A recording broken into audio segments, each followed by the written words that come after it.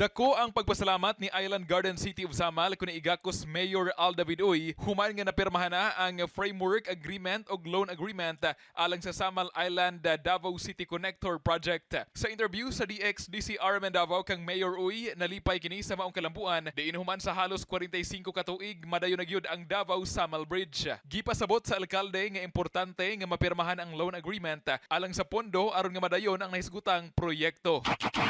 Importante kini siya kay kung dili ni mapirmahan walay pondo. Kung walay pondo dili madayon ang tulay. Kami nalipay ni and this would give us easy access sa tanan.